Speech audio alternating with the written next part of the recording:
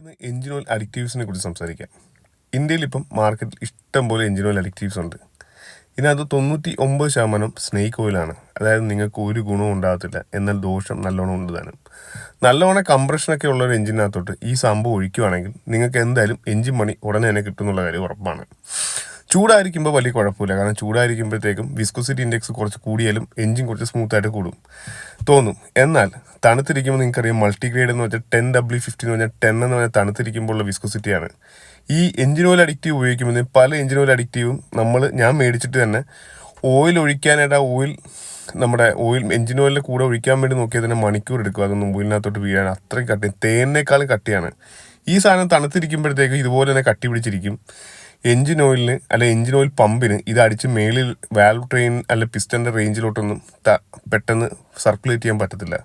അങ്ങനെ engine oil circulate ചെയ്യാൻ വരുമ്പോഴത്തേക്കും നിങ്ങൾക്ക് കോൾഡ് സ്റ്റാർട്ടിൽ ഏറ്റവും കൂടുതൽ ഡാമേജ് ഉണ്ടാകുന്നു. നല്ലൊരു കംപ്രഷനും നല്ല ഒരു കുഴപ്പമില്ലാത്തൊരു എഞ്ചിനാണെങ്കിൽ ഒരു എഞ്ചിൻ ഓയിൽ അഡിക്റ്റീവും യൂസ് ചെയ്യേണ്ട. എന്നാൽ നിങ്ങളുടെ എഞ്ചിന് ചെറിയ പുകയുണ്ട്, ഏതാണ്ട് എഞ്ചിൻ പണി അടുത്ത് നിൽക്കുന്ന ഒരു എഞ്ചിനാണെങ്കിൽ ഒരു എഞ്ചിൻ ഓയിൽ അഡിക്റ്റീവ് യൂസ് ചെയ്താൽ വലിയ തെറ്റൊന്നും ഞാൻ പറയത്തുമില്ല. പ്ലസ് എഞ്ചിൻ ഓയിൽ അഡിക്റ്റീവിനകത്ത് എനിക്ക് ഏറ്റവും ഇഷ്ടമുള്ളൊരു മോഡലാണ് പ്രോഡക്റ്റാണ് ലിക്വിമോളിൻ്റെ MOSO2. ഞാൻ സ്ഥിരം എൻ്റെ എല്ലാ ബൈക്കുകളിലും ഞാൻ ഉപയോഗിക്കുന്നൊരു പ്രോഡക്റ്റും കൂടാണ്. ഇതിൻ്റെ പ്രത്യേകത വെച്ചാൽ ഇതൊട്ടും വിസ്കോസ് അല്ല, ഒന്നുമല്ല. ഇത് ജസ്റ്റ് ഒരു ഗ്രാഫൈറ്റ് പോലത്തെ ഒരു മോളിക്യൂളാണ്.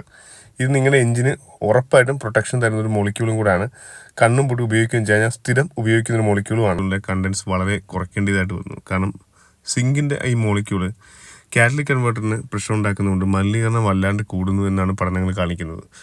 സോ ഇപ്പോൾ ഇറങ്ങുന്ന STPയുടെ പോലത്തെ STP ആയിരുന്നു ZDDPയുടെ ലിക്വിമോളി MOSO2 കൊണ്ടുവന്നെങ്കിൽ ZDDP കൊണ്ടുവന്നത് STP എന്ന് പറഞ്ഞ technology, standard tested petroleum, American, ഇവരാണ് കൊണ്ടുവന്നത്. പക്ഷേ STPയുടെ പ്രോഡക്ട്സിനകത്തൊന്നും ഇപ്പം വലിയൊരു അളവിൽ ZDDP ഇല്ല. ഇതെല്ലാം വിസ്കോസിറ്റി ഇൻഹാൻസിങ് മോളിക്യൂൾസ് മാത്രമാണ് ഉള്ളത്. അതുകൊണ്ട് വെറുതെ നിങ്ങളുടെ ബൈക്കിനകത്ത് ഈ സാധനങ്ങളൊന്നും ഒഴിച്ച് എഞ്ചിൻ പണി വരുത്തി വെക്കണ്ട.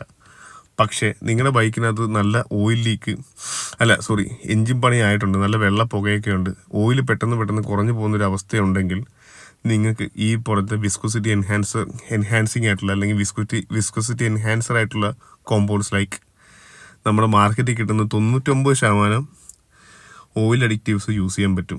നല്ലൊരു എഞ്ചിനകത്ത് ഒരിക്കലും ഉപയോഗിക്കാൻ ഞാൻ പറയത്തില്ല. ഞാൻ ആകെപ്പാടെ നല്ലൊരു എഞ്ചിനകത്ത് ഉപയോഗിക്കാൻ പറയുന്ന ഒരു ഐറ്റം എന്ന് വെച്ചാൽ അത് ലിക്വിമോളിൻ്റെ MOSO2 മാത്രമാണ്. Thank you.